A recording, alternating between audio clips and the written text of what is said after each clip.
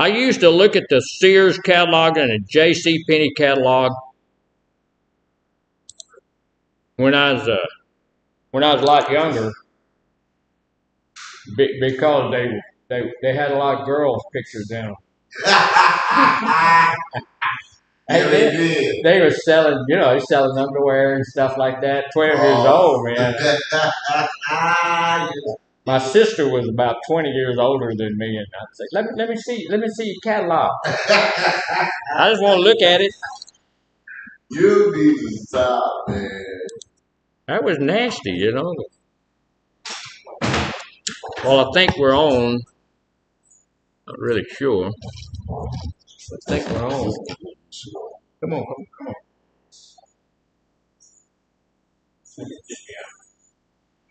One of them. I'm ready.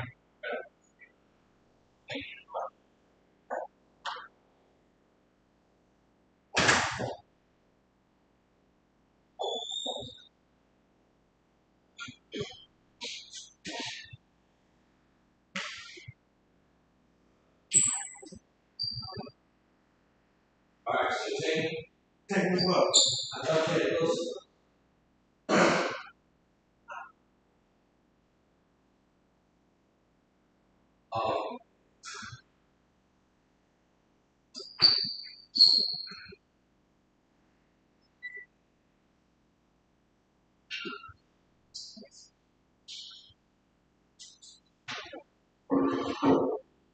I said, why are you?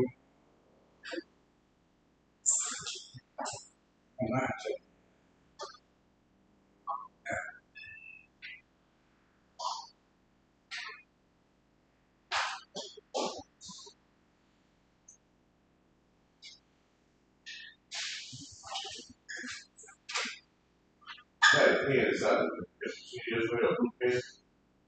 Yeah, I picked it up. I didn't know who it was for. I didn't know it was. I didn't know who it was.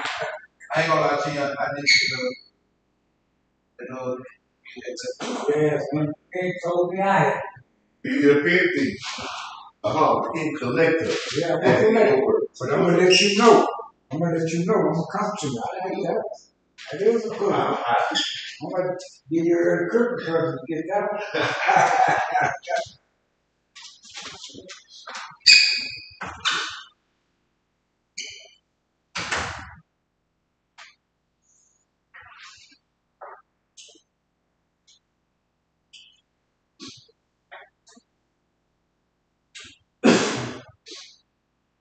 They what day? Wednesday or Thursday? Wednesday. No, Thursday. Is it? Hey, Q. What's the day? What's the day? Thursday. Thursday. Like Saturday, Thursday. Okay. Now Thursday be the 4th.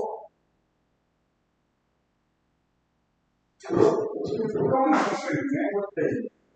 It's got come. School, you ain't gotta worry about that week. This guy is right. I think it's week. No, yesterday should be Wednesday. No, yesterday was Wednesday. Today Thursday. Today Thursday? Yeah, today is Thursday. Alright. Yeah, today is second. Today is Thursday. No, don't worry about school. I'm going around school.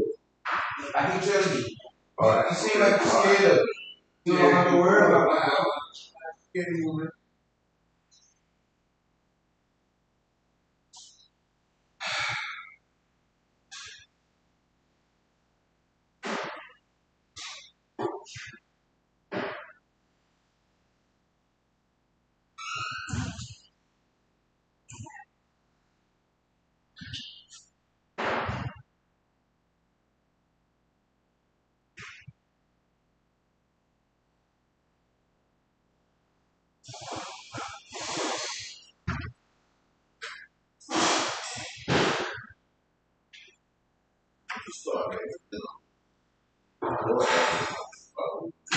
Yeah, you did. He wasn't falling off his feet. You did a good job of that. But I'm thinking. So you ready? Well, I'm gonna do. Yeah. I'm thinking I'm not going to be here long today, Mr. Cole. I'm good, man. I know I stay out my work, stay out of work. I'm good. Thank you. I will be there. You know, I appreciate that. You know, What we need to settle on that. But one thing that I know is, Well,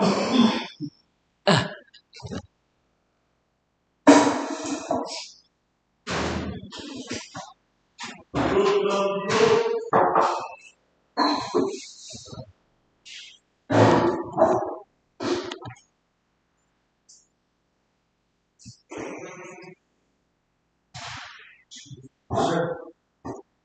good morning. Florida How's sunshine. everybody doing this morning? Good.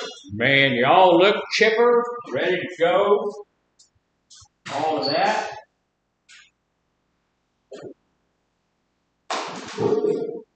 I'm not 100% this morning, but it's going to be all right. So we're going to get through we're going to redo what we started to do yesterday. That's why the board is the same and all of that kind of stuff. We didn't get through that, and I don't have it. So I'm going to have to go get it. Y'all hold on. I knew I was going in there. I'm prepared at last. Mr. Mark, Go. you have a sign-in sheet for us this morning? I don't have the sign-in sheet. They're over there somewhere. Back up. That's for the probation parole. I think. Or is that a different? No, that's it. That's the one. I'm on the one in the chat. This up right here. Oh, yeah. Yeah, that's not right there. Yeah, it's south.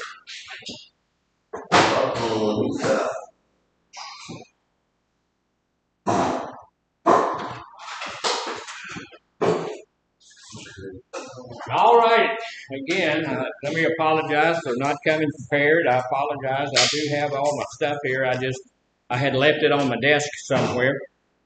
So we need to make sure this morning that we fill out our sign-in sheet. Make your name legible. That means so I can read it. I had one yesterday that I had a real hard time reading it. So just if you can't, if your signature is kind of unreadable, you know that. Mine is kind of goofy, but you can always just print it out and on the side there, and that'll be good. Make sure you got it on the right one. We only have one person that's supposed to be on the tap thing this morning, so make sure that it gets you get it on the right one. Make sure you got your book with you this morning. We're a little bit light. We've lost some people. Some people went out. We had one person leave yesterday, and we have some folks that's going to do therapy, stuff like that. So that's all right. Everybody's got their book, right? We all brought our book to class, and we're on the fourth phase of that stuff. And again, I'm gonna go over it really quickly, but just understand that this is not 5 days. See, this looks like 4 weeks and then 5 days, but it's not.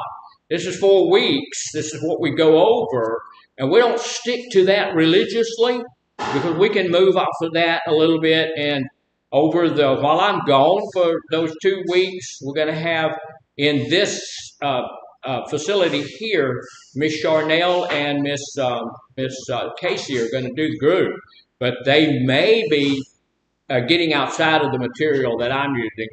We may do a mindfulness walk or something like that. That'll be good. Over at North, of course, you know that Miss Cherie and Miss Chastity will be doing the groups over there, and the same thing.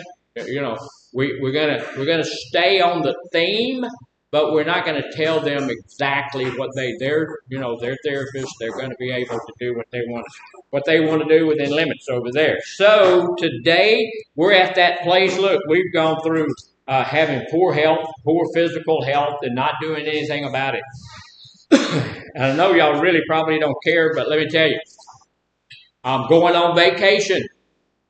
As a matter of fact, now I will just warn you guys. I've got one more week next week.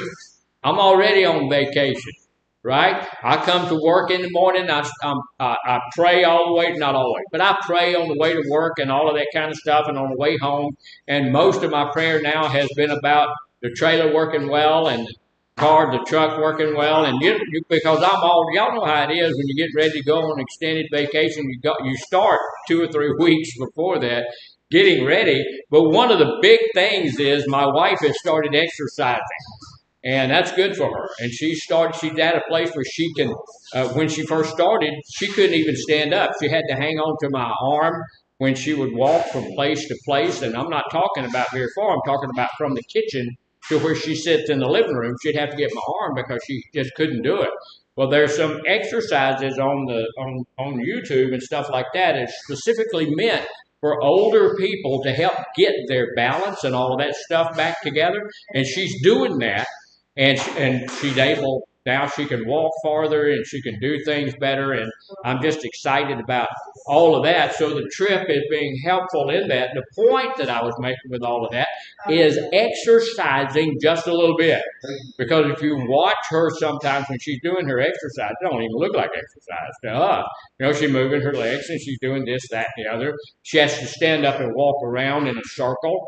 All that is helping. So any exercise we do is going to move us off of that poor physical health spot to somewhat better. And if I make a 10% increase in the positivity of my physical health, is that worth it? Yeah, 10% is 10%. I'm a veteran. And when I go to the parts store, we go out to eat. We go to even going to the state parks and doing all of those kinds of stuff.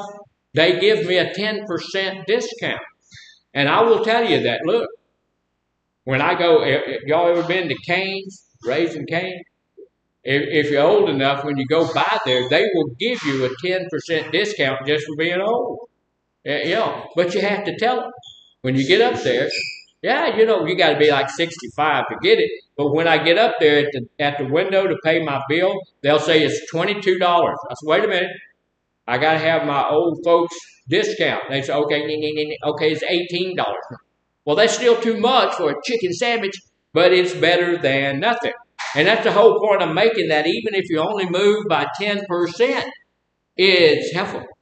If I have a bad attitude, can I have a bad attitude? Well, thank you. I had one of my staff whom I love and whom professes to love. She told y'all yesterday I was old and senile. Yeah. But sometimes I can have an attitude, and sometimes you can have an attitude, and things happen that make my attitude what it ought not be. But if I have a bad attitude and I move that attitude toward a more positive attitude by 10%, is that good? Is that helpful? Yeah, it's helpful. So don't poo-poo incremental movement. Don't throw away incremental things. We used to do that. We'd have some people coming into treatment.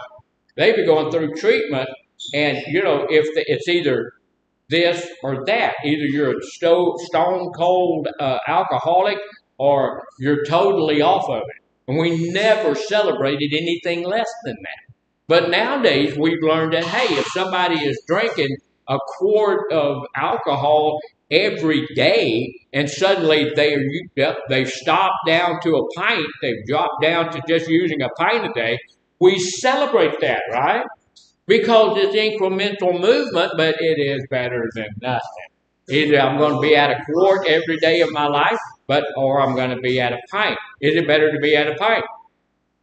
Yeah, it's much better to be at a pint. However, my goal as an LCDC, my goal as a counselor is get you down from there. I don't want you to be drinking a pint either. I want you to be drinking nothing, like I am.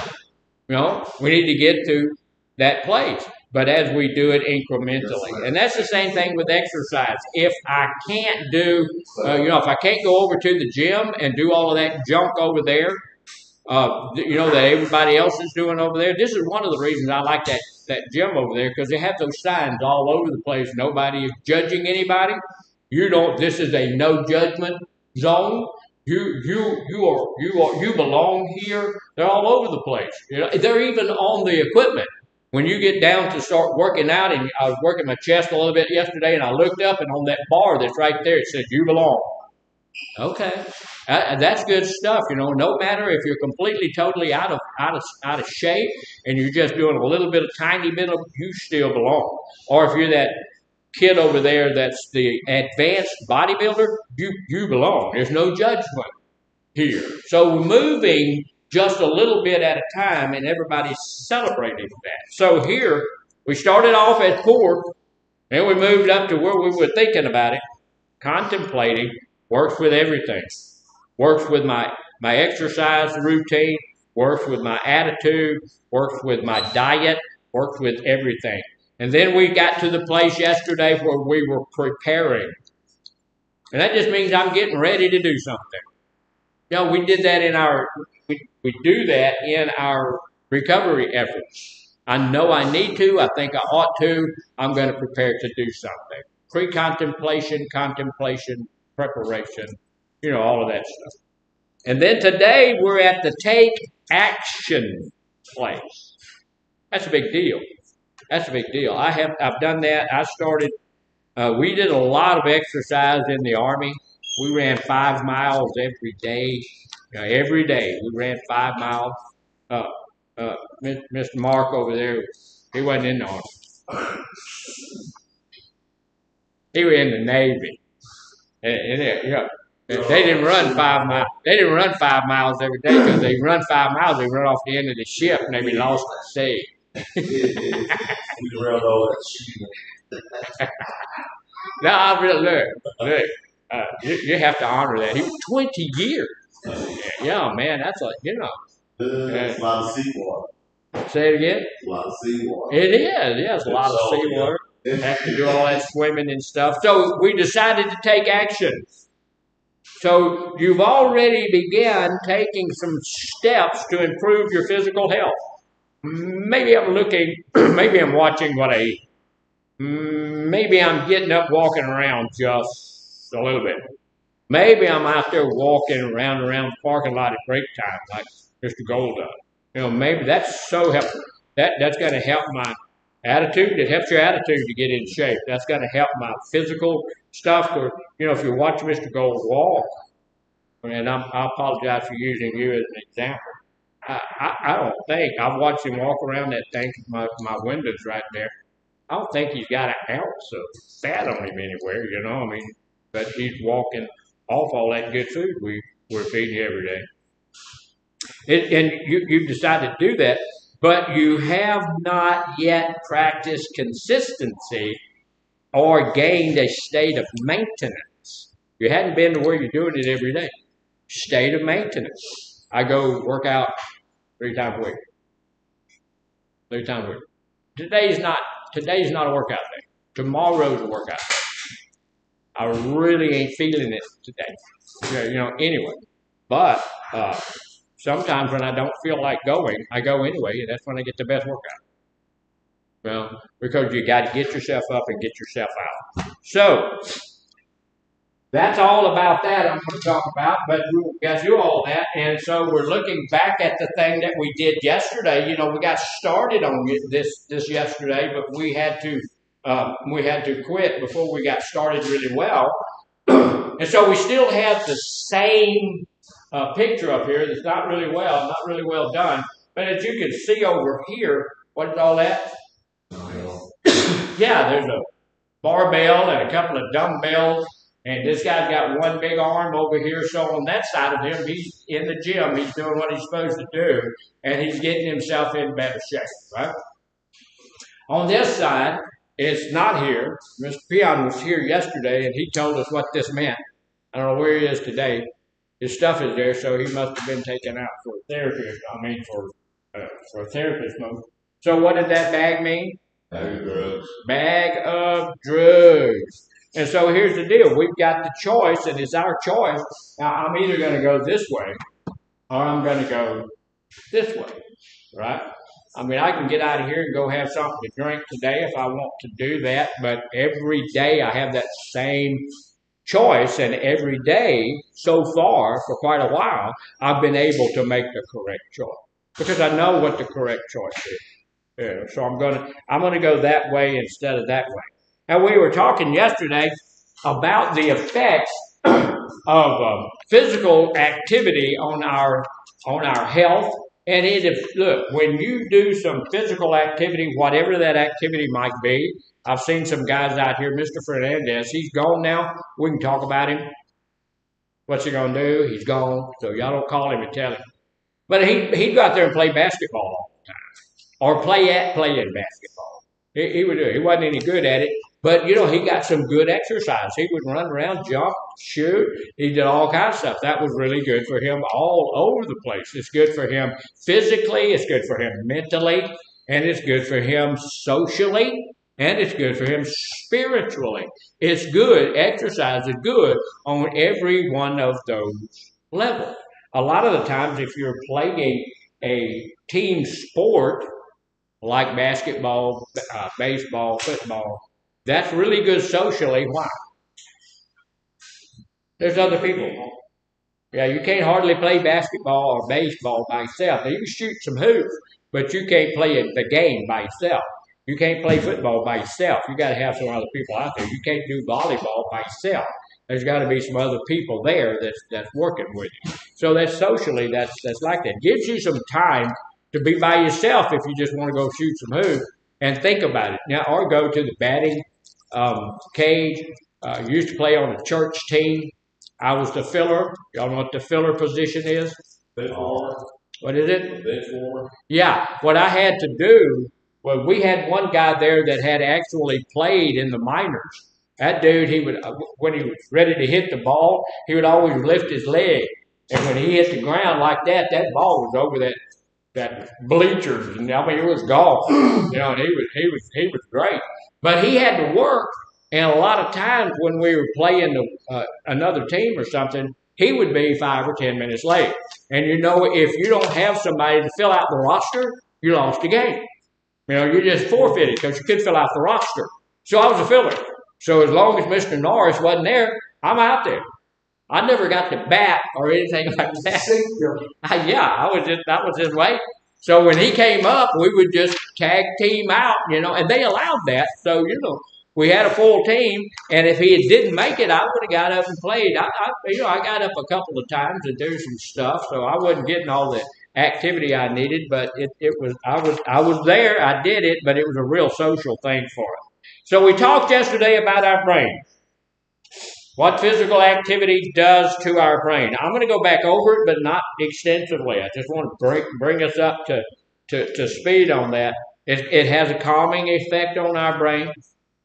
That's why when we're upset, we're agitated, aggravated, angry, something like that, exercise is a good idea. Go do something. If you feel like you want to rip somebody's head off, go do a few push-ups first. Go do that. Go work out real well. If you feel like you want to get in a fight with somebody, go to the gym, work out real hard. Why is that? It's going to calm you down. It's going to dump those endorphins in there. And I'm going to guarantee you, when you walk out of the gym after you've had a really good, hard workout, you're in no shape to fight anybody. It also relieves stress. It does relieve stress. That's a really good point. All of that stress. And how many people know we have some stress going on from time to time? Yesterday was a little stressful over here, wasn't it? It was a little stressful. It was a little stressful for me. I know it was a little stressful for some of you guys. It was, that stuff. And I'm not talking about being scared. None of us are scared. Nobody's scared. Okay, we're all full grown. But it's still stressful. When I have to watch, and I have to look, and I have to make sure that's a little, I don't want to have to do that. So it's a little bit stressful. A little bit of exercise will help bring that stress level down. That's a really, really good point. It also, it helps us recover from, just like you just said, from stress quickly. We can get that stress out of our lives, and it's important to do that. Gives us more energy. We talked about yesterday that If I need to take what little energy I have, use that to exercise with, and that will give us more energy. And so it's just a reciprocal thing. As I get more energy, I use more energy to get more energy, so I'm in better shape. It gives us a increased alertness. I know what's going on around me, stuff like that. It helps me have some better sleep. When I get into my sleep place, that makes me have some better sleep. All right. So that's what it does with our brain. It does all that stuff. It's also very helpful for your lungs. Exercise helps your lungs because you have to when you start exercising, you start breathing a little bit deeper, right? You start getting more oxygen in, getting into a deeper place. And so it helps our lungs a whole lot. Your lungs, it helps your lungs, and the muscles that help you breathe in and out become stronger. As I'm exercising, just being able to breathe. And have you ever seen anybody that had emphysema or something like that? I've known some people that had to wear the oxygen stuff all the time and all that mess. And so they have a real hard, or somebody with asthma, they have a real hard time breathing and getting all that stuff in there. As I exercise, it helps my body's muscles get stronger and my lungs can pull more air in. And that's a good thing. You know, one of the things that we may not realize is that exercise helps my skin even. It helps your skin tone. It brings down stuff that is making your skin not have the right, the right look to it. So it's helpful in that way. It's also good if you got a lot of wrinkles and something. Exercise will help lower your skin wrinkling thing. What it does is give your skin more elasticity. When we use drugs and alcohol, it removes the elasticity from two places. It removes the elasticity from our skin, and it removes the elasticity from our brain. Our brains are supposed to have elasticity so that it can move and do some stuff. As it becomes thicker, because it's getting smaller, because we're using drugs and alcohol, that elasticity leaves. And so we can't think the way that we need to think. And then skin needs some elasticity. It needs to move. You know, as you move your fingers and toes and all of that kind of stuff, then it needs to be able to move. Exercise helps that to happen. When people are stretching and stuff like that, it does that. You know, your skin is one of your body's organs, right? It's actually an organ. And so when somebody says drinking alcohol or using drugs of any ilk hurts every organ in your body, talking about skin as well. So it also helps your muscles and your joints. That's pretty well, that's pretty obvious, right? When you go and work your muscles, it's going to help your muscles. We know that God meant us to exercise. And the way that we know that God meant us, that was in his mind. The Bible says you were wonderfully and fearfully made. And when God wonderfully and fearfully made you, knew you before you were ever in the womb, he made you to be able to exercise. And the way that we know that is if you go and exercise your biceps, they'll get bigger.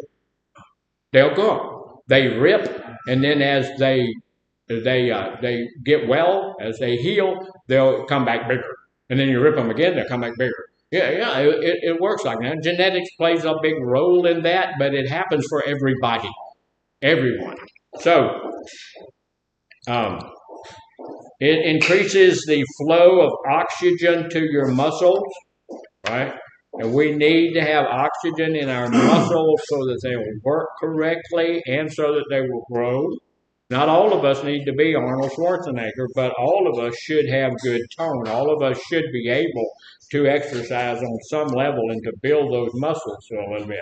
So as we exercise those muscles, it takes oxygen. Our body moves oxygen to the cells in our body. Every time we take a breath, whatever you take a breath of, if you take a breath of air, oxygen, you take a breath of cigarette smoke, you take a breath of whatever dope you're smoking, crack cocaine, whatever it is, then that gets into your bloodstream and goes to every cell in your body because that your bloodstream is going to those cells first to feed them. It goes in there and feeds those cells with the nutrients and stuff that they need to increase and to grow and to do things, and then it removes the waste product. And that has to happen, and that happens every day, billions of times a day, billions of times a day. You know, because it doesn't. Your body doesn't have to wait for you to breathe to continue that job. It's doing that from your last breath or the breath behind that, before that. So it's doing all of that, and that's pretty. You know, if you take a look at yourself, you can think, man, you're pretty special. You know, you're awesome. I've seen people with been shot in the head. I've seen people stabbed. And you know they've come back from all of that. And you know we're pretty awesome. God did it. I saw a thing not too long ago where this little kid he had all his hair sticking up and everything, and he looked like somebody just beat him up and all of that stuff. You know, and the caption over it said, you know, God's not through working on me yet. And, you know. And he's not. He's going to continue working on you forever and ever and ever, and that's an awesome thing. So, it says your muscles and the tissues holding your muscles to your bones get stronger. Isn't that a good thing? I want that to happen. We've got a big old ugly dog. He's a husky. He's actually a beautiful dog. He weighs about 100 pounds. You know, not quite 100, but about 100 pounds. He's a big dog. And my wife's, you know, if it was between the dog and myself, I'd start looking for something to live in, you know, because you can keep the dog. But he stays in his yard. He does what he's supposed to do. That's his kingdom, and he goes around. You should not come in that yard if you're not part of that kingdom. Now, anything his size or bigger, he's not going to fool with. But if you happen to be smaller than him, he's going to kill you. He'll kill rabbits. He'll kill whatever he can catch. He's going to off. You're not supposed to be in his yard.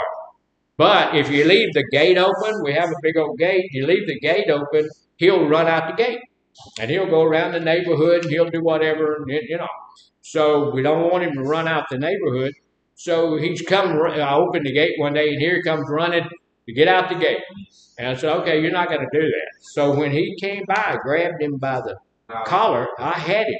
And he kept going, man. He took me down, and this shoulder right here, he separated that.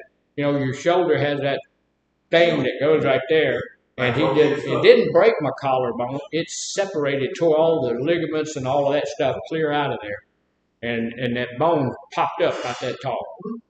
And I went to the emergency room, and you know what they did? Nothing. They didn't do anything. They let me sit around there a while, and then they came in. I sat there for about 3 hours, and they came in and put a brace on, you know, and put my arm in a brace and said, you need to go to Beaumont Bone and Joint. Yeah. So I went to Beaumont Bone and Joint, and I ain't never going to go back because they didn't do anything. The doctor I talked to wouldn't do anything. I finally had to go to the Fondrum group, and that old boy said, well, you don't want it sticking up like that? The guy at Bone and Joint said, well, you know, a lot of people just live like that. It'll be okay. I said, no, I don't live. So I went over to those guys, and they said, well, you willing to do something about it? I said, yeah. So we went in, they did the surgery, and for a year I was like that. And, you know, I told you all of that story to tell you this, that I want those bones and stuff. I want those ligaments that's holding things together to be as strong as they can. Because they had to put cadaver flesh muscle in there to hold that down. And I told that doctor, I said, look, I saw that show where they put another guy's hand on that guy and it came alive. And he had no sense of humor at all. He said, we get our stuff from the finest places. I said, okay, doc, you know, it was a joke. But I want all that stuff to be strong. Working out makes it strong. Every now and then, this thing will pop. I'll turn over something, pop. So it's still a little something there, but, you know, when I'm working out and stuff, I don't feel it. And it's growing and it's doing something. And so I want those to be strong because it's good for them to be strong. Your joints also are going to become more stable. I watch these older people, at some of those gyms, and they're coming in like this, and they're, and I'm thinking, oh, yeah, that's great. I had a guy that was working out with me probably 10 years ago, and he was 75. And I asked him, I said, dude, why do you figure that we stay up here and keep doing all of this stuff? We're not kids anymore. He said, I don't know about you, but I do it to stay alive. So, okay, I got you. Now I'm at the same place he was. I don't know about anybody else, but I'm doing it to stay alive. So that's what I'm doing. And so, it makes you more stable. It gets you so that you can deal with stuff, and I don't have a problem walking. I don't have a problem getting up. The only time that I have a problem is when I go work out really hard, and then the next day I'm sore. I don't know if that happens to the rest of y'all, but it does to me. So, but I'm not trying to be Arnold Schwarzenegger or anything like that, but I do want to be able to continue doing that stuff. I want to stay firm, and I want to do all that. I'm working on my stomach now. They've got 3 stomach crunch machines over there. Those things are right from the depths of hell, man. Those are terrible. So they work then. Oh, yeah. Those things are, They have one that you pull down, and it has these things behind it. And as you pull down on it, the things behind it will pop you behind the head. I'm not using that one anymore. So your joints become more flexible and less likely to become injured. The thing is, if your joints, I've seen a lot of people with joint hurt, joint pain, all of this kind of stuff. If you exercise, those things become more flexible, they become stronger, and so there's a whole lot less chance of you hurting your joints if you just don't do anything. If you don't do anything, then there's no way for them to strengthen up and all of that kind of stuff. And of course, lastly, on the muscle thing, your muscles get stronger. You can pick up stuff, you can do things that you couldn't do before, so your muscles just increase in strength. And that's a big deal. So it also affects your heart, it affects your blood, it makes your heart stronger, and it will make your heart grow. You can actually look, your heart is a muscle, right? And I'll ask y'all again, I've asked a couple of times before, but when does your heart rest? When? Somebody said it again. I love that. When you die. Your heart's not resting. Your heart's not resting when you die. Your heart is rotting when you die. So when does your heart rest? And when you sleep? No. It does rest sometimes when you sleep, but not when you sleep, and that's not the answer. So what's the answer? It'll never rest. When is it? It never rests. It rests, but it always beats, right? It's never going to stop. Well, it is going to stop beating, but while you're still alive, it's going to keep beating. Now, your heart. Now, this is important. It would be really good if y'all would remember this. Remember, ladies, it would be important if you would remember this. Your heart rests between beats. This is important for us to know. That's why we look at our blood pressure and make sure that we have a proper number on our blood pressure. The top number is when your heart is working. That's when it's shooting the blood out. The bottom number is when it's taking a break. You go, boom, boom. So it has to rest. It's just like anything else or anybody else. It has to rest. So if you look at your blood pressure and your blood pressure is 200 over 180, what does that tell you? You have high blood pressure. Yeah. But your heart's not resting. Your heart is not resting. So your heart needs to rest. So that's what they call it, irregular heartbeat? Well, no, that's an irregular heartbeat is when it's not beating at the regular pace. I just had a friend of mine who was having an irregular heartbeat, and they went in and shocked their heart, and it started beating correctly. This is why, blood pressure kills people. It'll cause you stroke and all of that kind of stuff too, but it also causes heartbreak, heartache, all of that kind of stuff, but heart attacks as well, because it's not resting. So the big number is that bottom number. We need to make sure that bottom number is where it's supposed to be. Yes. Okay, I was told like I have a heart arrhythmia, but I was told nothing can be good about it. No, and that's heart arrhythmia. And sometimes heart arrhythmia is just a little bit different heartbeat. And there are things that can be done for them, but heart arrhythmia is not something that's really all of that dangerous. A lot of people have heart arrhythmia. However, they could put in a pacemaker in there. We don't really want to do that if it's not going to do, but it will regulate your heartbeat. It'll do all those things. Sometimes the shock will do that, but a heart arrhythmia is doing a little bit of this. But, the irregular heartbeat is going like that, and it's beating at different parts of the heart are working at different times and all of that. We don't want that. A quick shock to the heart will make it do that. Yeah, that's what we want. That's what we want to do. So it's going to do that.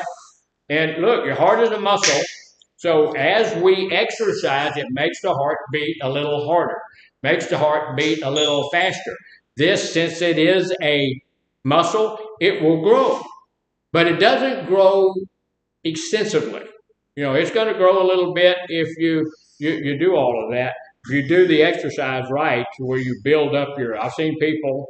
We have a guy at the other gym that I go to from time to time, and he'll come in, and he's not in very good shape, but he's been going over there for a long time, and he'll go to whatever machine and sit on the machine and put about 10 pounds on it and push it back and forth a couple times so you can get on his phone. So he's not doing much. Yes, sir. Yeah. Well, some people who have a diseased heart wind up with, that's what it's called medically, it's an enlarged heart. My father-in-law died from having an enlarged heart. Most of the time when your heart gets enlarged, it's bigger than it's supposed to be, and the parts of it that are enlarged are not working well. He had 30% of his heart was still operational, still working, still pumping blood when he died. So usually that's a real bad diagnosis when you have enlarged heart syndrome. And so I talked to the doctor that had him, and he told me he'd never seen a heart that large. And so his heart was just way here. So that's not a good thing. That's why when we talk about exercise causing your heart to grow, it's not causing your heart to have an enlargement. It's causing it to grow. And when your heart grows, it's not going to grow huge. It's not going to get big from exercise, but it is going to get a little bit bigger. There are people who have fatty deposits around their heart. And that it almost smothers off your heart. You got a lot of fatty deposits around your heart. There's a thing on television or on YouTube or something, My 600-Pound Life. Yeah. And that's where one of those guys they were showing, he had that fatty deposits around your heart, and your heart's going, trying it. Yeah. It can't pump real well. So it's going to grow it a little bit. Your heart does not have to work as hard to pump blood through your organs. If you get yourself in shape and you're working out and you're doing whatever you do, you don't have to work out. You can be a runner, you can do whatever you do, walk, do whatever you want to do. Your heart's not going to have to work as hard. So you're going to let your heart relax a little bit. People who are in shape feel better, look better, smell better, and do better because they're just in better shape.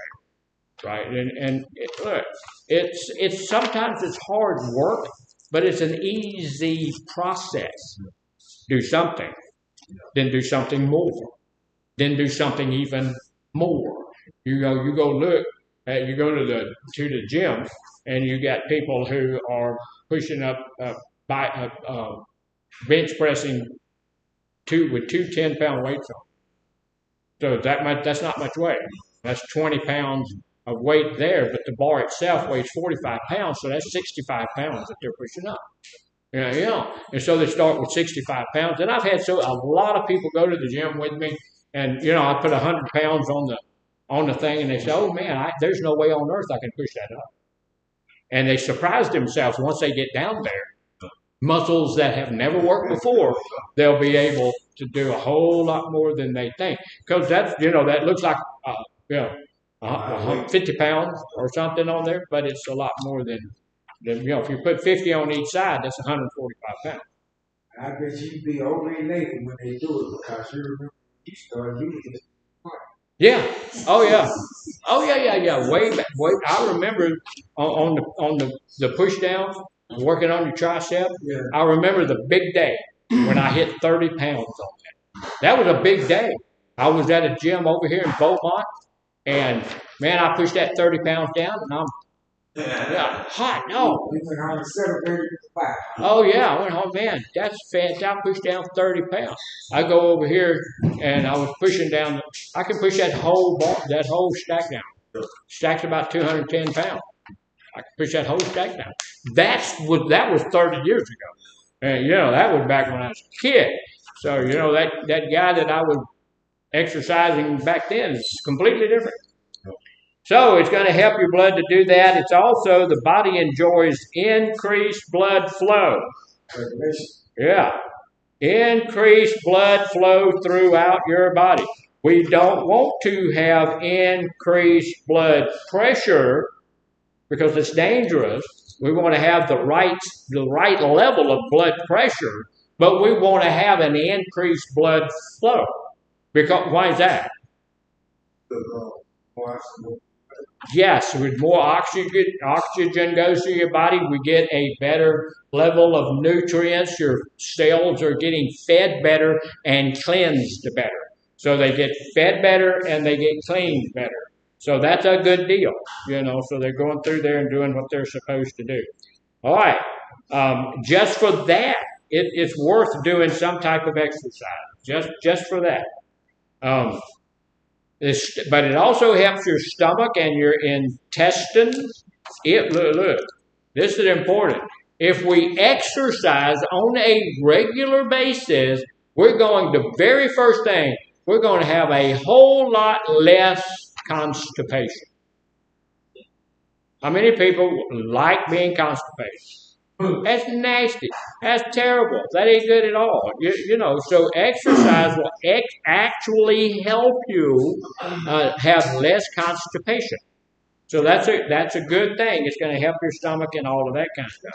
All my whole life, the whole time in the Army and all of that kind of stuff, I've been working on my stomach. I want to have a six-pack.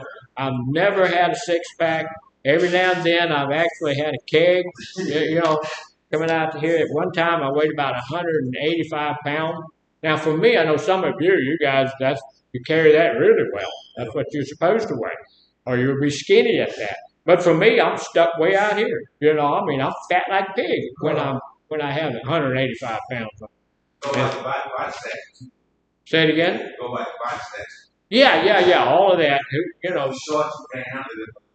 Right. Some people can. And a lot of people, it's according to how tall you are and your age and all of that kind of stuff. But I'm working on it. And I'm hoping one of these days I want to get it down there. So it's also good for your bone. Exercise is really good for your bones. Your bones increase in width and in density. As you grow older, one of the things that medical science is saying now is that it is very, very, very good for older people to bodybuild. It's very, very, very good for older people to do weight training because of the density in our bones.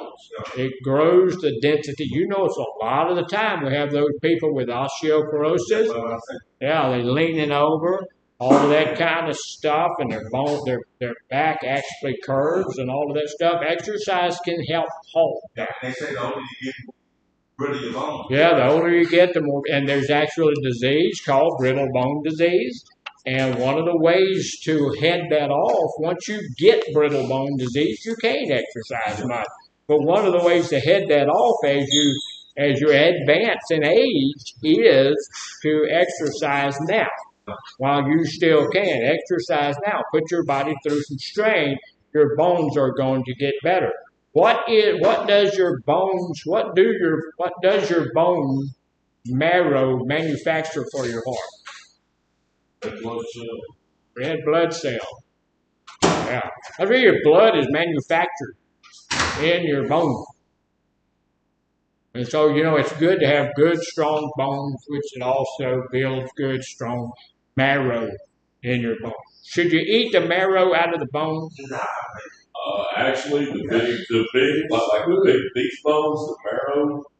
Oh, you talking about like grill it, animals? split down the middle. It's actually He said it's actually good. Yeah. And here's a rule of thumb.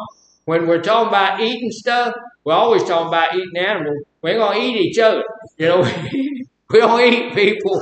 Well, not yet. We might get around to it. I'm sure the chef could prepare it well. Tell you what's going to happen. Well, there you go. See, and I don't know. The chef could probably cook the people, pretty good. We could probably eat it. Yes, sir. I want to say, okay, not to really get out the beef man. What about multiple sclerosis? Does it have something to do with bone? Yeah, multiple sclerosis. And I'm not sure. I'm going to have to research that a little bit. But here I'm going to tell you, I was working out at the one here in town where my doctor's office is. They've got a pretty good gym there, and I was working out there a few years ago.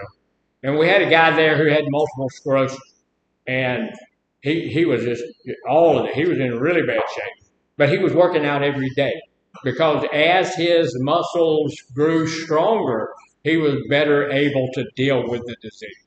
Okay, I know you might not know, but I'm just asking. Yeah. I have a cousin, right? She has it, but she was healthy all the way up to about the age of 34, 35. So was this something that already was developing and unforeseen, and then it just kicked in? Yeah, they have 2 or 3 different types of it, and there is one called early onset multiple sclerosis, which can begin when you're very young, but most of the time, multiple sclerosis begins about in middle age. When you're in 35, 40 years old, that's when it will hit, because you have the gene in your body, and then boom, within just a few months, you're almost debilitated within just a few months. So you have a gene, and it will kill you. You have a gene, you don't know. You have the gene and don't know it until it's just, until they. That's a muscle disease. Right. It is a muscle disease, and it will wind up killing you. Like I say, she. Because, 35 and I'm 62, so she'll be about 60 right now. Yeah. And it'll do those things. So it makes your bone increase in width and density, making it less vulnerable to bone breaks. So it's bigger and it's stronger. And I know people that, you can sneeze on them to break their bone. But I've been, other than this thing, and that wasn't my bone. I thought that I had broken my collarbone, but it wasn't, and it just separated. And so, but the bone was strong. Yep. My brother fell down and broke his collarbone. We were swinging. We had a house with tree was here. We had a rope in the tree, and it went off. And then there was a drop off here. The tree's up here, and then there's a drop off here for about 10, 12 feet, and we'd swing out. It's fun. And the rope broke over here, so he landed down on the sidewalk down there, broke his collarbone. So it's a good idea to have good, strong bones. So everything we do to exercise is good for us. It builds everything and makes everything. It's just a good idea to do it. And that's why now the Surgeon General and AMA and all those people are saying, as you age, do weight training.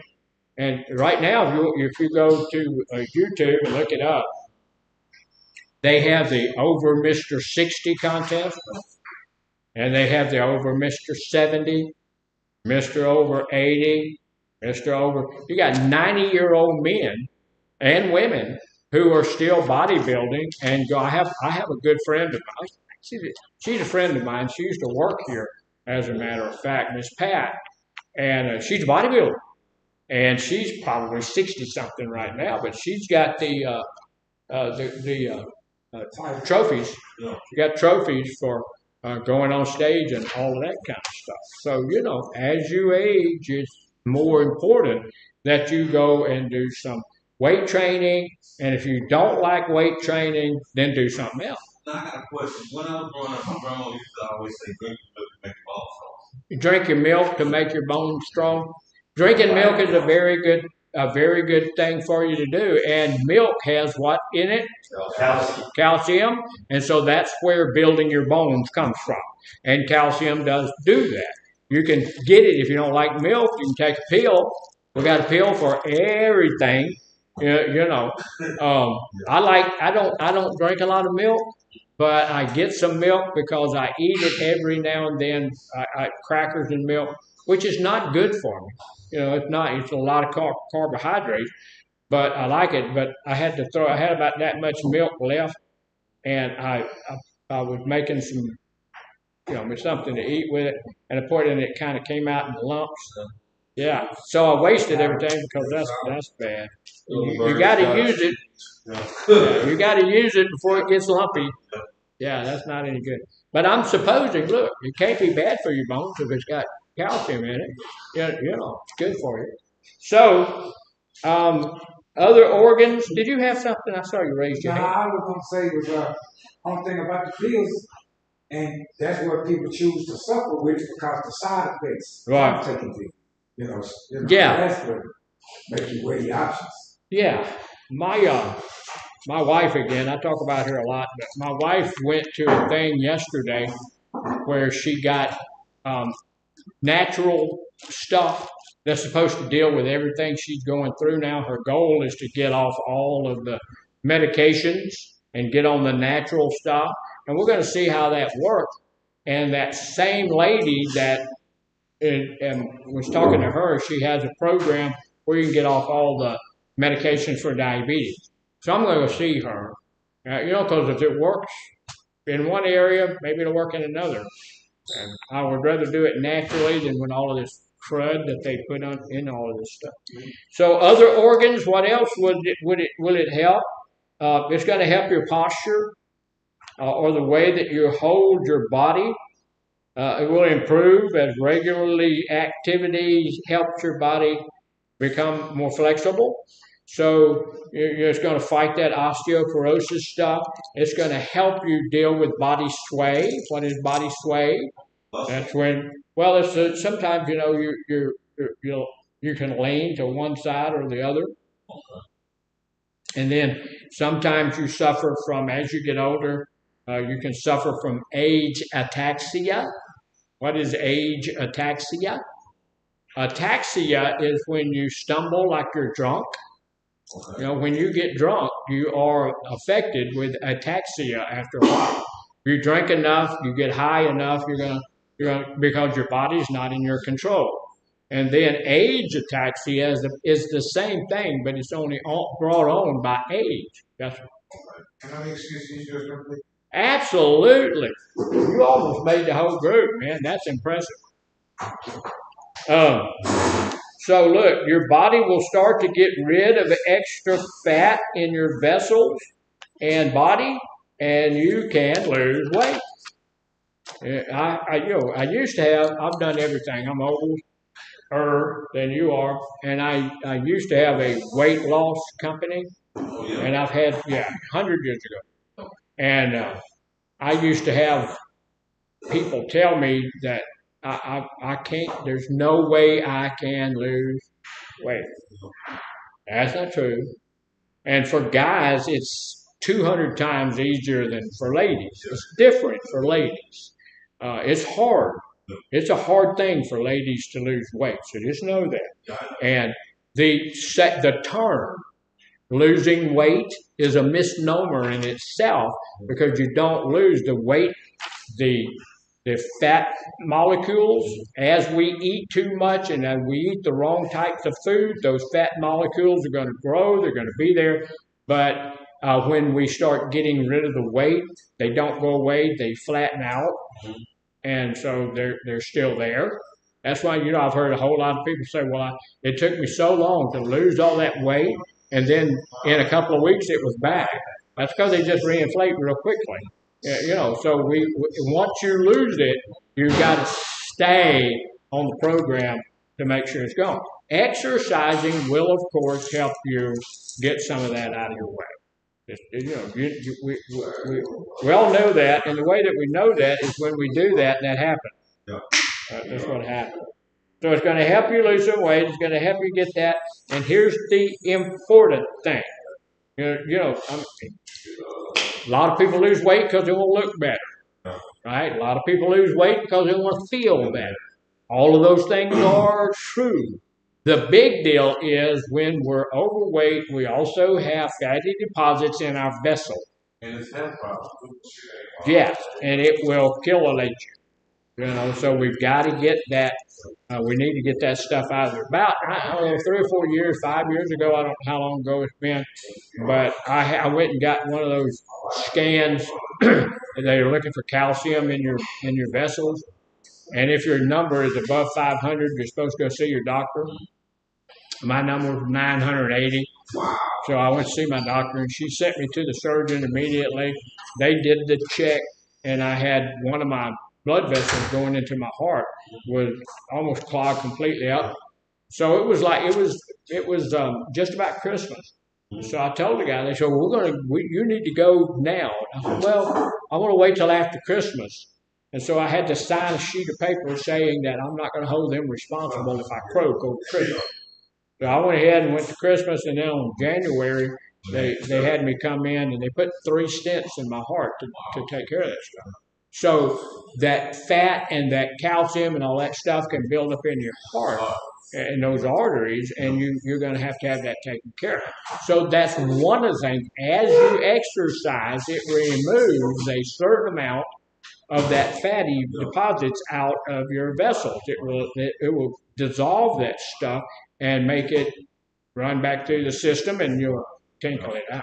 So that's a really good plan to get that stuff out of your system.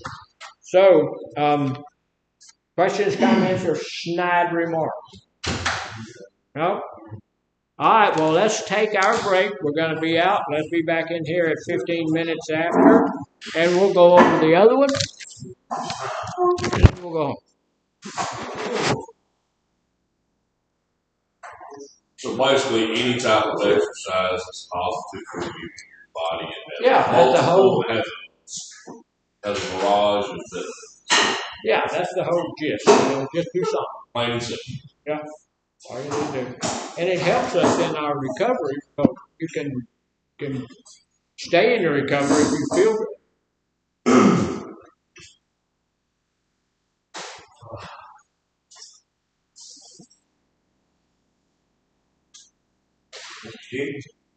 Yes, sir. You can lose weight. Yeah. You just can't lose fat. Yeah. And don't eat the soil cream. Yeah, there's a way that you can lose. What's up? Man, I can't 45 pounds overnight. This is Bob's country weight. Yeah, that's good. How more people want to do that? A body does more good. That's awesome.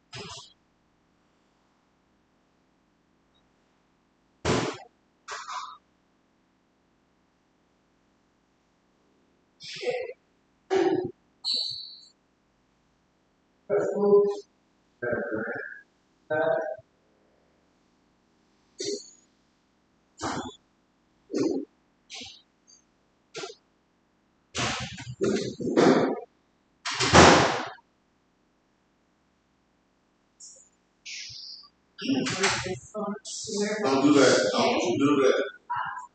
Oh, my father, I wasn't going to see that. Whenever you get a chance, could you look at that 6? I dropped her. She told me that she's enough.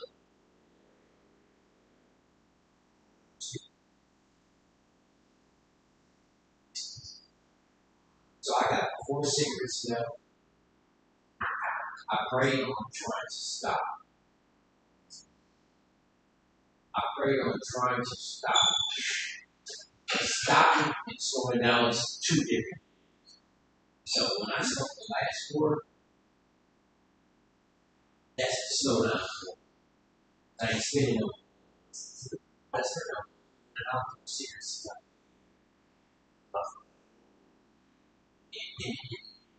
Yeah, that is Negro.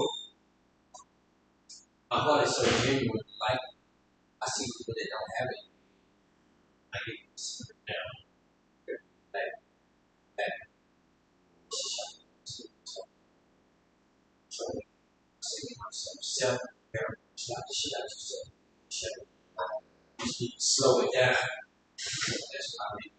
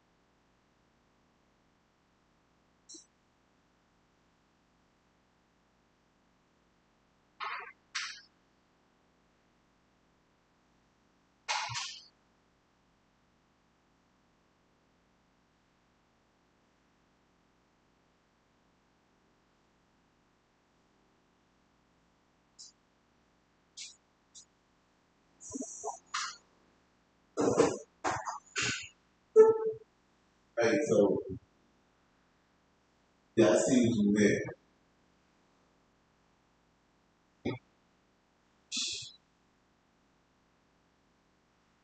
I like how bitch. That's,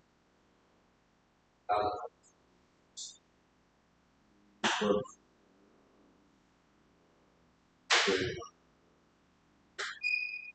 so, it's wrong.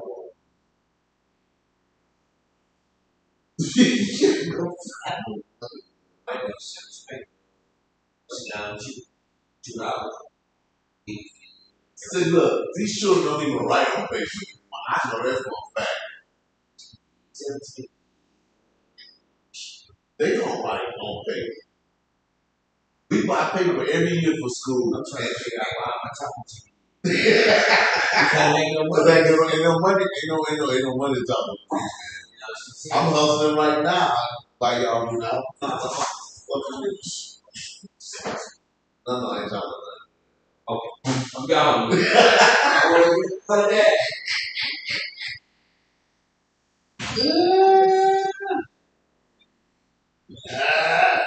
hell no.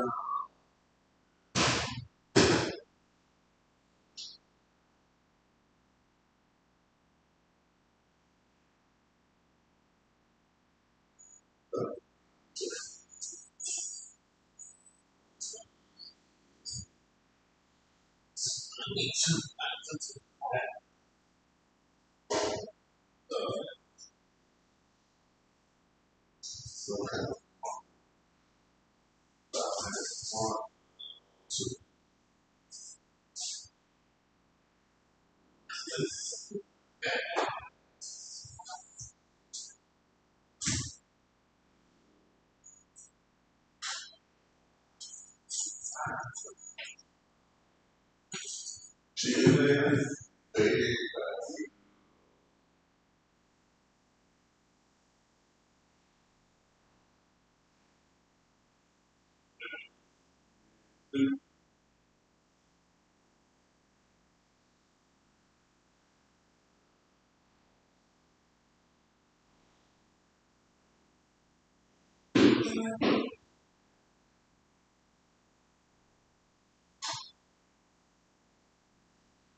Who what?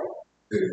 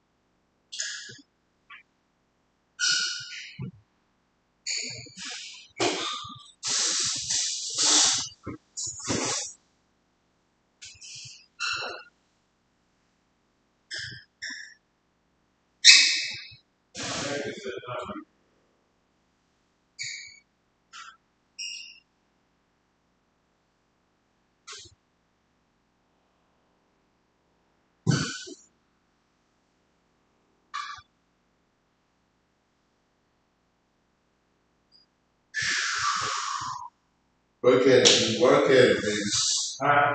Work at it. Ooh.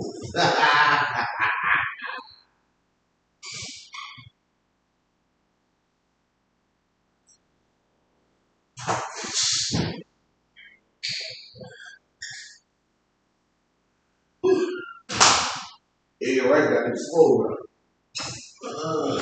You're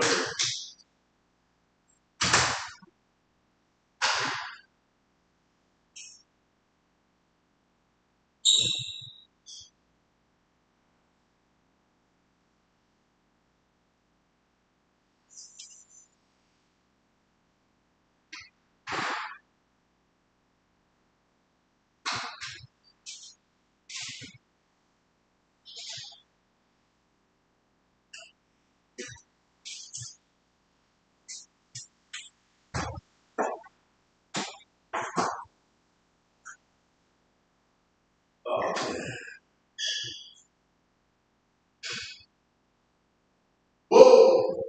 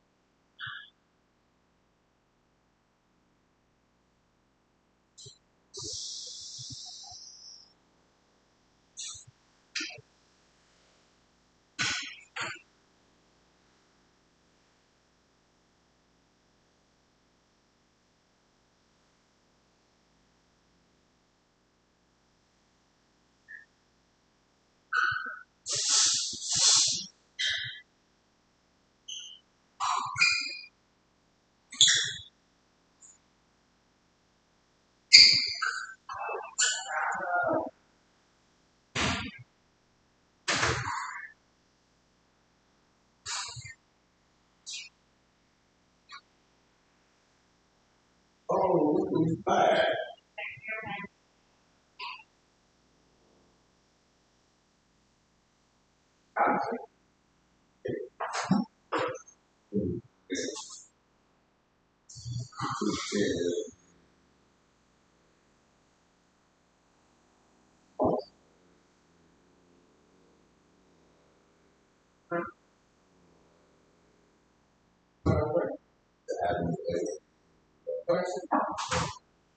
Somebody late. That's what you want to do. Late. Late. That's what you're going to have. Well, that's what we still be over there. It was ish and So yeah, that's it. very good. Oh, The thing was, so to the heat back. see, it was awesome over there. So to on. You know, very good. It is what it is.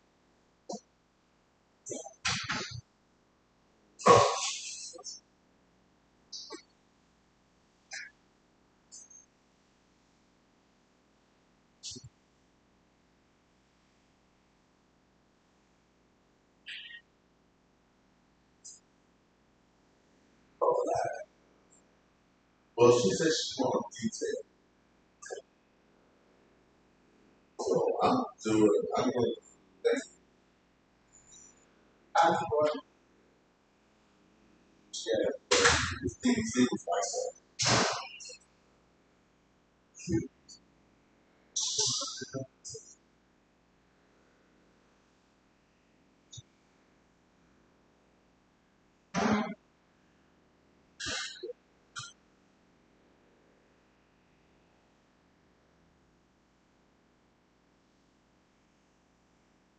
school going.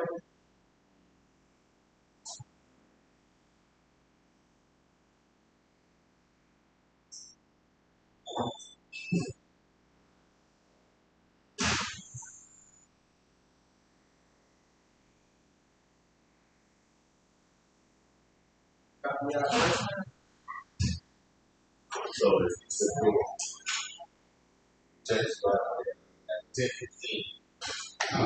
So you're at 10. This is either open at that door.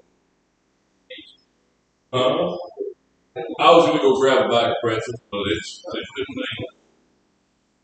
Do without. Hate to hear about these people doing without. Oh well, I'll just go without. Hey. All righty then, we're back. We're going to do the same thing that we were doing before. I just want to share something that's a little more scientific, what we were talking about earlier, but just some stuff I had pulled up. But this is a little bit more scientific. We're going to go over it. We may be shutting group off a little bit early, but that's all right. Unless you just feel like you're not getting your money's worth, just let me know, and we'll do something about it. But there's an intersection of physical activity, wellness, and recovery. So we had talked about earlier what exercise is doing just to help my physical body, my brain, and all of those kinds of things.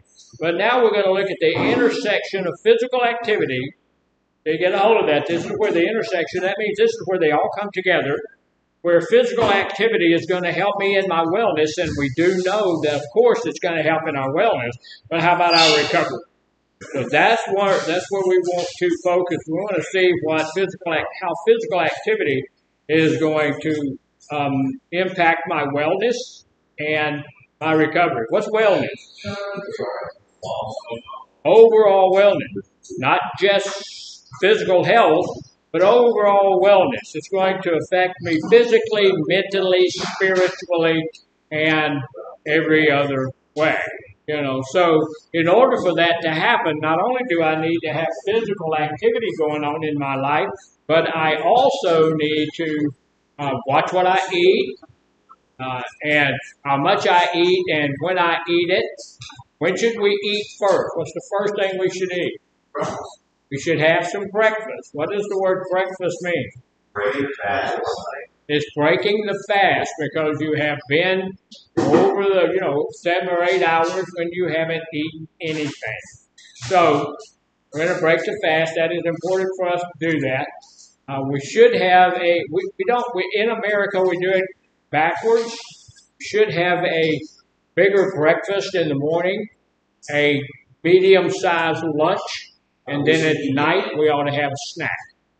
We do it entirely backwards. We have a small breakfast, just a snack. We shouldn't eat very much at night, but we do it just backwards. If you ever go to England or Scotland or Wales or Ireland, something like that, you can have one of their breakfasts. When I went over there, it's called a full English breakfast. You can't eat that. We can't eat. They eat that as a matter of course, but it's a plate that big around. It has about 7 or 8 different things on it. They've got eggs and bacon, and they've got kippers. You know what kippers are? Little bitty fish. They got those kippers on there. I don't eat kippers. They make me sick. Yeah, they're little fish. They have beans. There's almost always some beans on the breakfast deal. They have tomatoes. They're going to slice up tomatoes. They're going to be on their breakfast deal. There's different types of sausages that are on their breakfast thing. There's it's not oatmeal. It's kind of a mush type of stuff. It's really good. I had that full English breakfast the first day. The rest of the time I was there, I just ate the mush stuff. I like the mush, but the rest of that, then they'll have 2 or 3 different types of bread that you eat that's your meal for the morning. It's huge. And then you have tea or coffee that goes with it. And so, I mean, it's just a big, and they'll have orange juice and they'll have milk, and it's just, okay, they have a real involved breakfast. And then for lunch, they usually have sandwiches or something like that. And then for the evening meal, they're going to have some soup or maybe sandwiches again. So you got a big meal, a medium meal, and then something like that, just a snack or something. So that helps, helps you get into a little bit better shape and all of that. Now, this is supported by peer review research. And what's peer review? Yeah, just our peers. Peer review has taken a look at it. Federal health guidelines tell us that regular physical activity contributes to improved mental health. Now, I don't want to tell you men and you women that you need to improve your mental health. But maybe you do just a little bit. That's going to improve your mental health. It's going to reduce rates in recurrences of youth. What does that mean? Rates in recurrences of youth. Yeah. That's a fancy way of saying relapse. Okay. Yeah. It's going to reduce, if I'm in good shape, if I'm keeping myself in good shape, one of the things that I'm going to be concerned about is what goes into my body. I'm going to make sure that there's some stuff that doesn't go into my body. I'm real concerned about what goes into my body because, I have the diabetes and I'm trying to exercise and eat right and all of that stuff. Does everything that go into my body, is it good for me? No. I went to church last night, and on the way home from church, you got a little bit of hunger going on, so we stopped, and we stopped at the Sonic. Man, none of that stuff is worth anything. And, I had a cheeseburger. My wife had a fish sandwich. Not a fish sandwich, chicken sandwich. Chicken sandwich she took one bite. Don't worry that's terrible. She ordered an order of fries with it. The box that it came out in was like that little. And it can hold like 4 or 5 French fries. And it cost $20-something for all of this. It was, and the food was it wasn't bad tasting, but you got to know it was horrible for you. Just terrible, nasty stuff. So no, I don't do that, but we should. It helps with enhanced physical and psychological well-being. If I look better, I feel better about myself. If I look better, I feel better physically. If I look better, I feel better mentally. If I look better, I feel better. So it helps me with my well-being. This fact sheet is the one we're going to go over. It's going to be used as a resource for us for having a good living experience. Those of us who are seeking recovery from substance abuse or co-occurring disorders or conditions. What's a co-occurring disorder? Co-occurring disorders. They both happen at the same time. Absolutely. That's what co-occurring means, that both of these things are happening at the same time. You cannot be diagnosed with a co-occurring disorder unless you have an addiction. This is an addiction with a mental health diagnosis. Like somebody I'm addicted to cocaine, but I also have a bipolar disorder as well. So it has to be those two. It's not somebody that has schizophrenia and bipolarism. It's not that. It's bipolar and drug addiction, alcohol addiction. Has to be one of those. So it's helpful. Good exercise program is helpful to keep us in our recovery, even if we have co-occurring conditions, as well as their family members, friends, and loved ones. So we're going to take a look at this to just really see, how that connects up, and we're going to go through it pretty quickly. And I don't know where we're going to get on the clock thing, but when we're done, right? Somebody here got a fork? You got a fork? Yeah, we're going to get done here in a minute. So integrating, here's the key benefits of physical activity. And look, it is not all about looking better, right? We do, according to society's norms, we do look better when we're in good physical condition, right? It's not all about that. As a matter of fact, our central focus is not about trying to look better. It's about feeling better and staying in our recovery. But we want to feel better because here's the deal. What happens when I feel really, really bad? We can relapse because we'll get into a victim stance and we'll say, well, this is not, if this is how recovery feels, I don't want any part of it. We'll wind up shooting, drinking, doing whatever it is that we do. So it behooves us to get into some little bit better shape and try to get in the best shape possible. And again, it goes beyond just exercise. Exercise is key. We have to do that. But we also have to eat right, sleep right, and do some other things. So, integrating physical activity into recovery from substance abuse, mental health, co-occurring conditions is going to yield significant benefits. And these are some of the benefits that's going to yield for us. First off, improving mental health. If I have schizophrenia, if I have bipolarism, if I suffer from depression, anxiety, any of those things, being on a good regimen of exercise, diet, and sleeping well is going to help me. It's going to help me a lot. It's going to help. If we have somebody, look, if I'm having some depressive issues and I get into better shape and I can go look in the mirror and see that happening, or I can step on a scale and see that happening, that's going to help my mental acuity. It's going to also help my mental health issue. Whatever that issue might be, it's going to help it. So, what if it doesn't help? What if you get into a good workout routine? You're working out, you're doing all this exercise, you're running 5 miles a day, you're doing all sorts of kind of stuff, and you don't see any improvement. You might have some underlying health issues. You might have some things you don't know about. You may need to go see your doctor. You may need to do some of those things. But you can also rest assured that because we have these mental illness problems and all of these kinds of things going on with us and this addiction that's trying to trick us into getting back into it, sometimes our perception will lie to us. Yep. So here's what I do while I'm exercising and all of that stuff. At the gym, we see a lot of people taking inventory. You know what that means? They're standing in front of that mirror there, and they're taking inventory. But look, if you can't get your own inventory done, let somebody else inventory for you. Find somebody that can tell you, man, you're looking better. You're looking good. We had a lady come to our church last night, hadn't been there in a while, and she wasn't looking like she was the happiest person in the world. So I'm thinking, okay, you know, I'm glad to have her back. And I walked over and said, "You've lost some weight, haven't you?"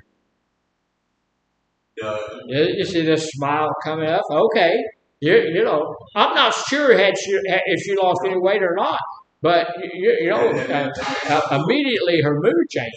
Yeah, and it's okay. That's. Well, even though you're a pastor, I'm glad the missus wasn't in your range. Oh, she was right there. And she knows the lady, yes, and all of that kind of stuff. But What church are you at?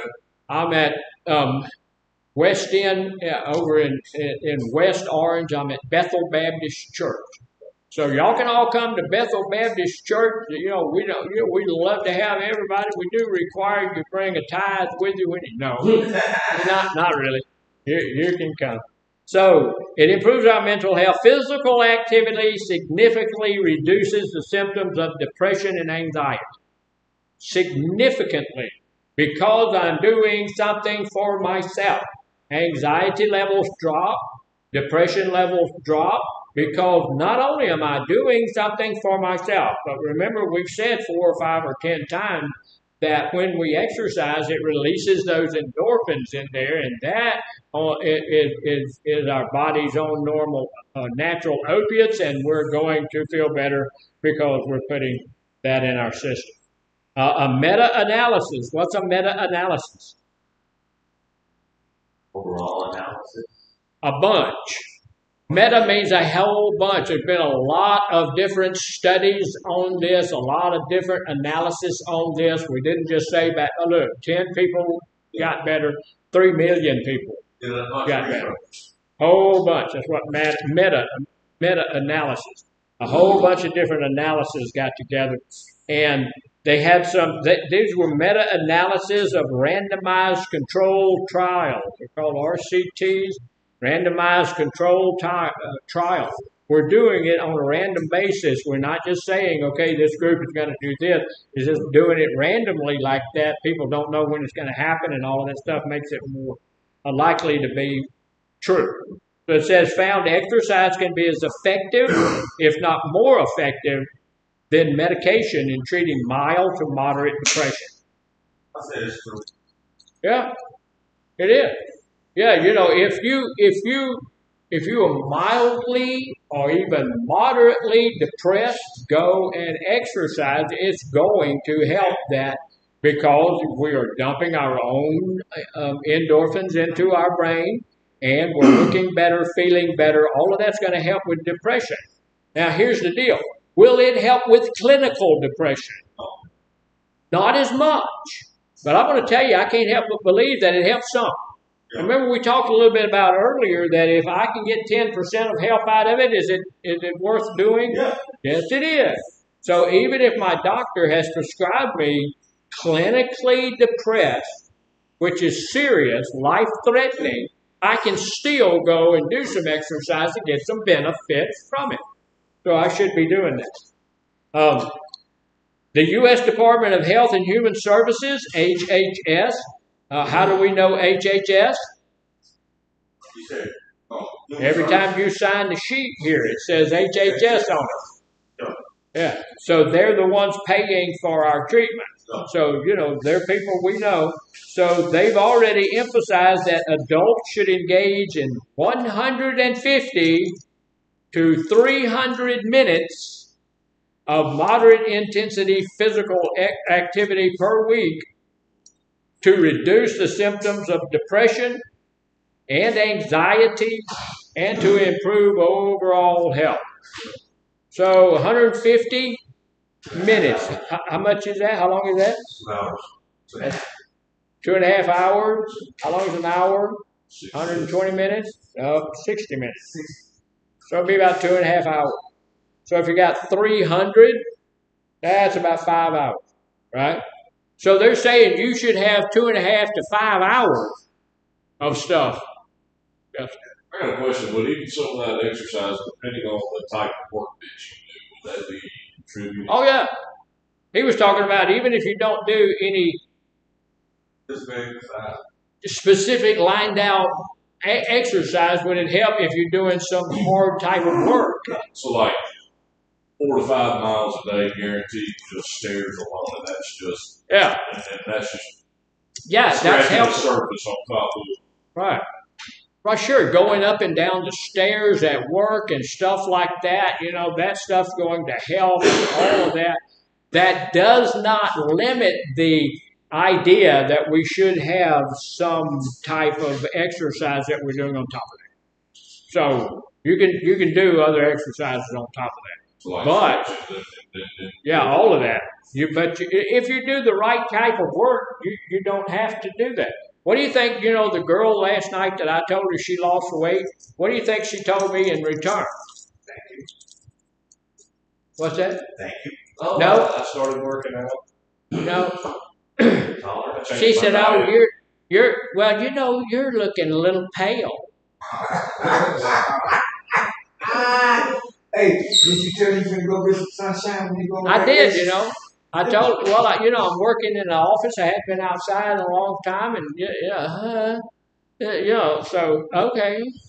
It's not, even when you give somebody a compliment, is it necessarily? Yeah, not necessarily true. They're gonna give you one back. That's why I say you have to be careful. You tell somebody you don't break them. Oh yeah. So it also exercise is promoting substance use recovery. This is what we're concerned about this morning a little bit. Physical activity can help us manage cravings, making it easier for people to sustain their recovery.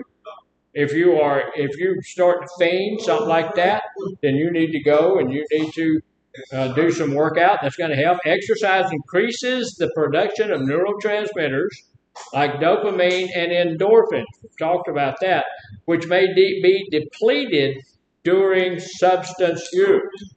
Now, here's the deal. When something happens that you enjoy, your body dumps dopamine into your system. When you do some exercise, it dumps endorphins into your system. Here's the deal.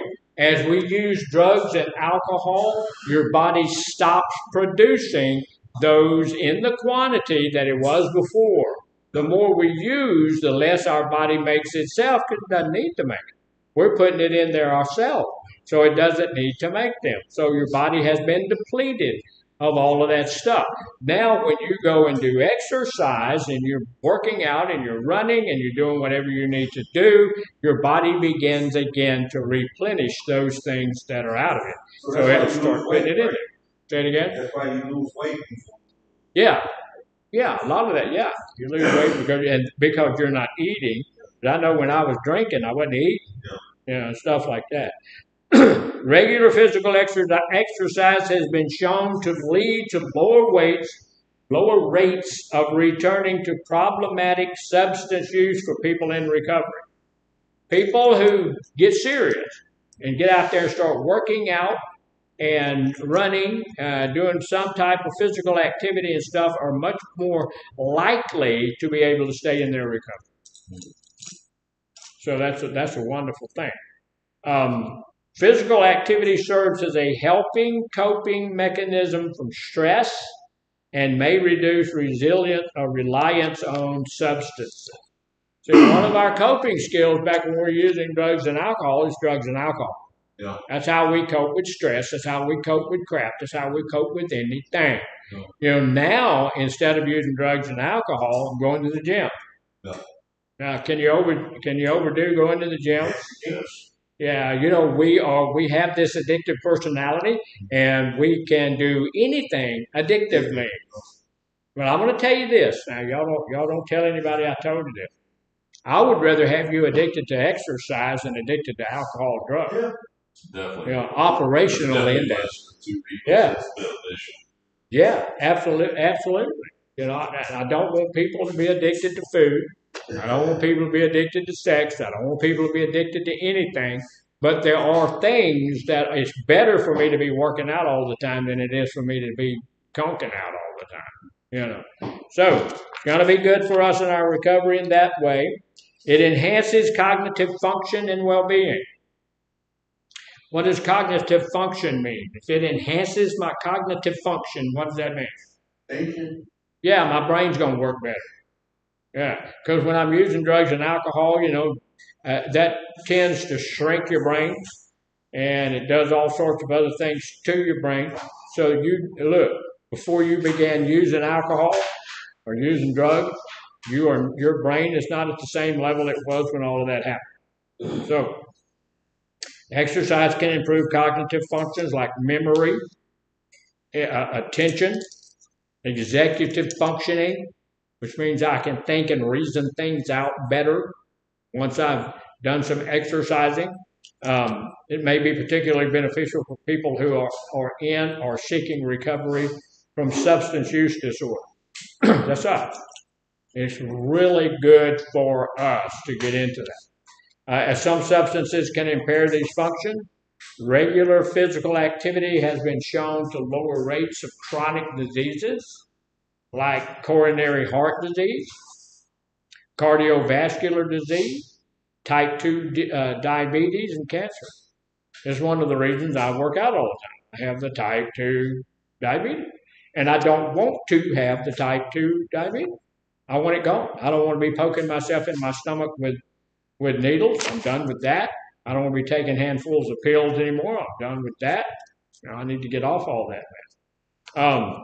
It helps in social support and community engagement. Group physical activity like team sports or exercise classes. Everywhere I go, they have exercise classes for old folk. And it's great. I'm down there. I left my phone laying on one of the machines, and a lady came and told me it was over there, and she was probably 85 years old. But she's working out, and all of that kind of stuff. And they have enough machines at that place over here, Planet Fitness, I guess is what that is. They don't get it. People don't get in your way. No. There's enough machines there. The other little one I go to over in Anahuac, it doesn't. It has like one machine for your chest, one machine for your biceps, one machine for your triceps, and that's it. And they have some other treadmills. They have 3 treadmills, stuff like this. A small place, but then they have some weight set out there that goes up to 50 pounds. The weight set over here is not that extensive either. They go up about 75 pounds or something like that. But it's a little bit better, but not all that much. So that helps to give you some social support and stuff like that. When we achieve fitness goals through physical activity, that's going to boost my self-esteem and self-efficacy. What does the word self-efficacy mean? What is it? I said I have no idea. Oh, I'm sorry. I thought you had it. Yeah. It means I can do it. Efficacy means that I believe in myself. I can do it. So this boosts my self-esteem. I feel good about who I am, and it boosts my self-efficacy. I am confident that I can do what I need to do. So self-efficacy just means that I have confidence enough in myself to know that I can do the things I need to do. I can be in recovery. I can do that. So that's a good point. Which are essential. We need to have both of those in place. Good self-esteem, good self-efficacy need to be in place for long-term recovery from substance use disorders. If I don't think I can do it, guess what? Right. You're right. You can't do it. And I've had people getting mad at me because they come up and tell me, well, I don't think I can do it. Well, you're right. You can't do it. Well, that's not what the counselor's supposed to say. That's it. That's exactly what I'm supposed to say to you. Because as long as you go around with that negative self-talk saying that you can't do it, you're not going to be able to do it. And I don't want to waste my time, trying to convince you of something you've already convinced yourself that you can't do. So sometimes that jars people a little bit so that they can get into it and start working from a better frame of mind. So It also helps us managing with co-occurring conditions. And we talked about co-occurring conditions. What is that? Yeah, we have two conditions, two issues, right? One has to be drug and alcohol addiction, and the other one can be any medical diagnosis at all. Any. Depression, anxiety, schizophrenia, bipolarism, whatever it is, it can be part of that. So, but you have to have one of them has to be drug addiction. So we can manage those by the use of physical activity to some extent.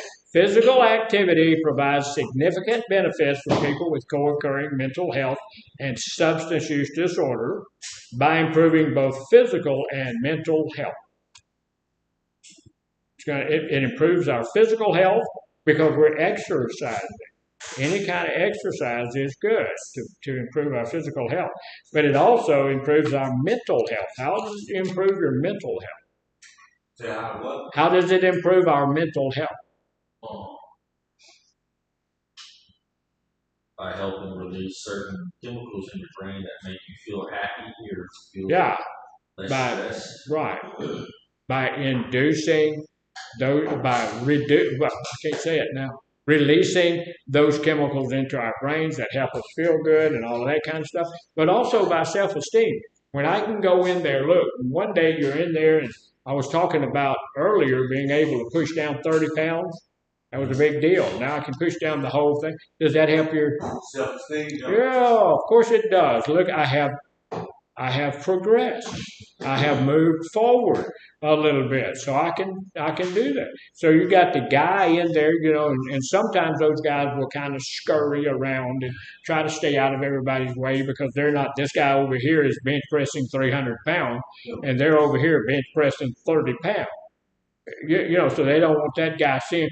But that guy that's bench pressing 300 pounds started bench pressing 20 pounds. Right? And he moved up, progressed, and so what that shows us that we can be capable of moving up and progressing in that same fashion, right? And so that helps our mental state because it helps my self-esteem and my self-efficacy. It helps my self-esteem. Well, look at me, look at what I'm doing, and it helps my self-efficacy. Yes, I can do this. I may not want to be where he is. I may not want to push 300 pounds up, but if I want to, and if I work on it long enough and I'm serious, I can. I can. He didn't start like that, So it says, look, it's going to help us with that. Data suggests the integration of physical activity into clinical treatment for people with co-occurring conditions results in better outcomes all the time. All the time, 100% of the time. Exercise is important to us. There are some practical things that we need to look at. These are some practical recommendations because my recommendation is that as soon as you can, go to the gym. My recommendation to Mr. Farmer is build us a gym. Put something out here for people to work out with. Let's get that done. At North Point, let's build a gym. Let's build a gym out there. There's plenty of area. Let's get that done. That's my recommendation. Whether that becomes a reality or not, I don't know. But here's some of the fire, and so that's my recommendation: is go to the gym, work out, do what you need to do, go run, go do something. But there are some practical recommendations that we have to look at. These have to be in every physical activity for those who may be seeking recovery. Whatever it is, don't just go and do it. Start gradually. Don't get under that weight. Don't take off on a 5-mile trek. Don't go trying to do 300 or 400 push-ups or 300 or 400 sit-ups. Start gradually. Begin with low-intensity exercises and gradually increase the intensity and duration to ensure long-term endurance or adherence. You're not going to stick with it if you get yourself all tore up and beat up and all that stuff. Even if you feel like I can do 3,000 of those, do 3 of those. You can go back tomorrow. Because if you do 3,000 of those, you're probably not going back because you can't get out of bed. Incorporate some variety into it. Look, a lot of the times if you're trying to bodybuild or do anything like that, you have to shock your muscle. You have to do something a little different. You do the same thing every day, nothing's going to happen. The other thing is, if you do the same thing every day, you're going to get bored to tears. And there's a girl coming up to the door there. Look, there's a girl, he just looking around. He's doing great. He wants to be probably on drugs and needs some help, yeah. He's addicted to nuts. He's carrying something. He's in a wrestling. So incorporate that, a combination of aerobic, strength, flexibility exercises can maintain interest, but it also maximizes the benefits, and it keeps us in doing it because we're not bored of it. Focus on enjoyment. I really like going and working out. I enjoy doing that. I feel good about it like that. Choosing enjoyable activities increases motivation and the likelihood of maintaining an active lifestyle. You know, the deal is that if you don't like what you're doing, you're not probably going to continue what you're doing. Right? You have to enjoy what you're doing. And so sometimes what we're doing is not all that enjoyable, but you have to like it or you'll stop. So yeah, we need to be doing that. So the other thing is before you do something that's really stringent, or before you do something that's outside the norm for you, talk to your doctor. If you're fixing to go do something that's going to raise your heart rate, or you're about to do something that's going to get you out of breath or something, talk to your doctor. You don't have to go see him or her every time you go, but just that one time, go get a checkup and say, look, this is what I'm thinking about doing. What do you think about that? I know several doctors. I don't know any of them who are going to tell you exercise is a bad idea for you. Now, if you're in really, really, really, really bad shape, I've heard people say, I'm in too bad a shape to exercise. Is that possible? It's possible for you to get, it's possible to be true if you're in such bad shape that you're going to go out here and do something, you're going to have a heart attack or something like that. We had a guy when I was at the prison. We worked out, from time to time, once a year, we had a deal where they had to pass this test. Everybody there, officers and secretaries, everybody had to pass this agility test if you were going to stay there. It's pretty stringent. We had to run half a mile, which is not a long ways, but it's a long way if you haven't run.